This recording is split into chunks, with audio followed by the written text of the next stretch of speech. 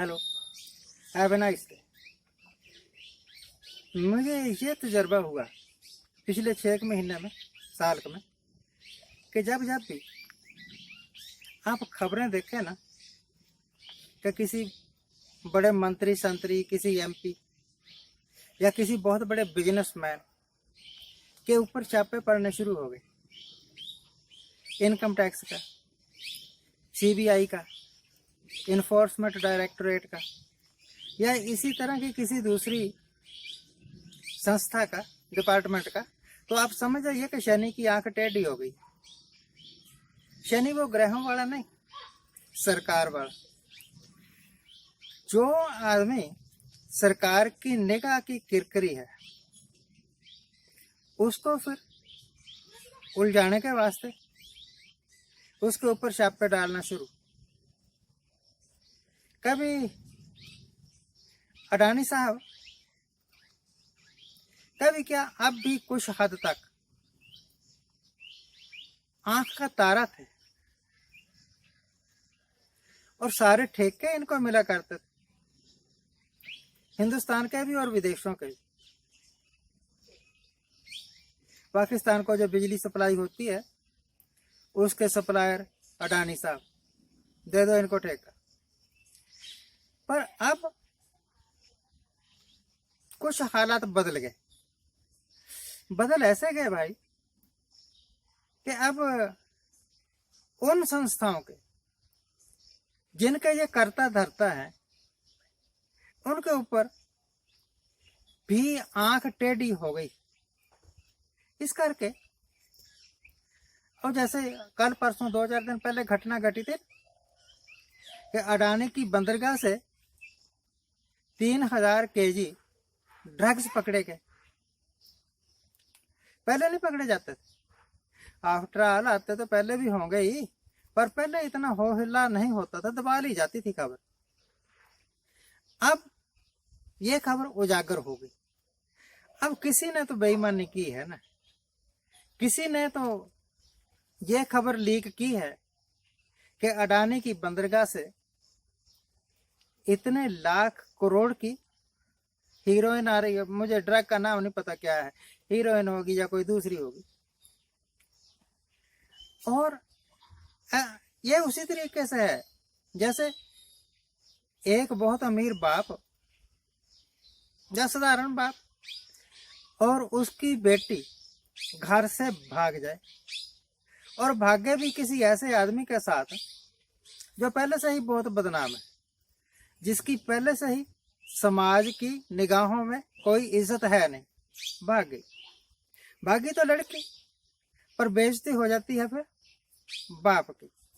इसी तरीके से अडानी साहब की बंदरगाह से माल पकड़ा गया, नशीली दवाएं पकड़ी गई।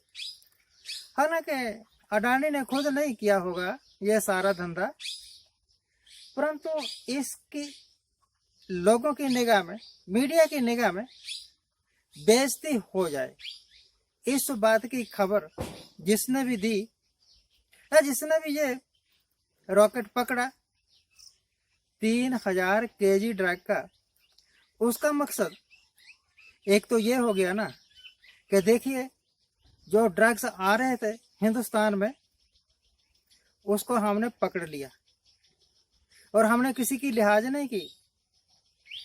अडानी की बंदरगाह से पकड़ा गया, और अडानी साहब मोदी साहब के ज्यादा नजदीक है। एक तो व्यू पॉइंट ये हो गया, और दूसरा कि अच्छा बच्चों, तू अब हमें आंख दिखाता है तो ले अब तेरे को रगड़ देते हैं। उसी तरीके से जिस तरह शुरू में सहारा वाले ने, सहारा पहले टीवी चैनल हुआ करता था, पहले एक चैनल बनाया, फिर 2 चैनल बनाया, फिर 35 चैनल बना लिए, 35 चैनल बन गए, और स्वामी की आंख टेढ़ी हो गई। ये मोदी साहब के पहले की बात है, और आहिस्ता आहिस्ता सहारा के सारे चैनल्स बंद हो गए। सहारा का नाम लेवा भी कोई नहीं रहा। इसी तरीके से जब धरती के शनि देवता की आंख टेढ़ी हो जाती है तो आदमी मुसीबतों में फंस जाता है। समझ जाइए, आप आम जनता को कह रहा हूं मैं, समझ जाइए। ज्यादा परेशान होने की जरूरत नहीं है कि मोदी ने सब कुछ बेच दिया, अडानी की रेलें चलनी शुरू हो गई, अडानी के एयरपोर्ट्स बनने शुरू हो गए। जिस तरीके से ये बने हैं उसी तरीके से जो बिक भी जाएंगे। अंग्रेजी की एक कहावत है, इजी कम इजी गो। जो चीज जितनी आसानी से आती है उतनी ही आसानी से चली भी जाती है। हिंदी में इसको ऐसे कहेंगे कि हराम का माल हराम में ही जाता है।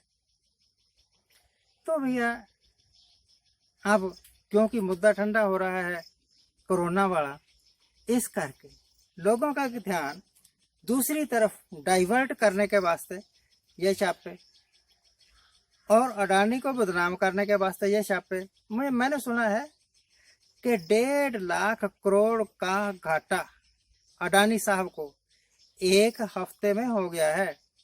1.5 लाख करोड़ कम रकम नहीं होती, और हम तो मामूली आदमी, हम तो 1000 भी नहीं गिन सके जिंदगी में लाखों करोड़ों तो क्या गिनने हैं। परंतु जितना बड़ा आदमी उसको उतना ही बड़ा सदमा, और ऐसे सदमे कई बार हार्ट अटैक में चेंज हो जाते हैं, बदल जाते हैं, समझे ना। ये हुआ करता था ना एक टेढ़ी टोपी वाला बाबा कौन सा था जिसने लोकपाल आंदोलन चलाया था, अन्ना हजारे, और उसके साथ 1.5 आंख वाला बाबा। देखिए मोदी साहब को प्रमोट करने के लिए इन्होंने कितने बड़े बड़े आंदोलन किए, और उससे 2 फायदे हुए, कांग्रेस बदनाम हो गई और मोदी साहब लाइमलाइट में आ गए, और ये बन भी गए। अब ना तो अन्ना हजारे, शायद वो तो इस दुनिया में ही नहीं होगा ना, अगर होता तो जरूर उसका कोई बयान बून आता, और ना ही 1.5 आंख वाला बाबा अब देते हैं कभी बयान। ये वही कंजर है जो कहा करता था मोदी साहब आएंगे 35 रुपए लीटर पेट्रोल मिलेगा। अब देखिए 35 रुपए तो नहीं, 35 दूने 70, 35 105, हाँ 3 गुना महंगा पेट्रोल अब मिल रहा है उसकी जुबान से। वैसे पेट्रोल अगर 5-10% बढ़ भी जाए तो कोई बात नहीं, परंतु विदेशों में पेट्रोल सस्ता और हिंदुस्तान में पेट्रोल महंगा, ये तो बुरी बात है ना, ये तो बुरी बात है। इसी तरीके से मोदी साहब की सबसे बड़ी अचीवमेंट, सबसे बड़ी देन एक आम आदमी के वास्ते ये है कि उन्होंने उनके टेनर में बहुत ज्यादा महंगाई बढ़ी, इतनी ज्यादा बढ़ी कि अब आम आदमी ने अपने डोमेस्टिक खर्चे के बजट में बहुत कटौती कर दी। आज के लिए इतना ही। आज जिनका जन्मदिन है उनको हैप्पी बर्थडे, आज जिनकी मैरिज एनिवर्सरी है उनको शुभकामनाएं। याद रखिए दिन हमेशा एक जैसे नहीं रहते, कभी अर्श पर और कभी फर्श पर। और ये 2 महारथी जो अपने आप को दुनिया के सबसे अमीर आदमी समझते हैं आजकल, टाइम नहीं लगेगा इनको भीख मांगते। Thank you very much for watching, thank you very much.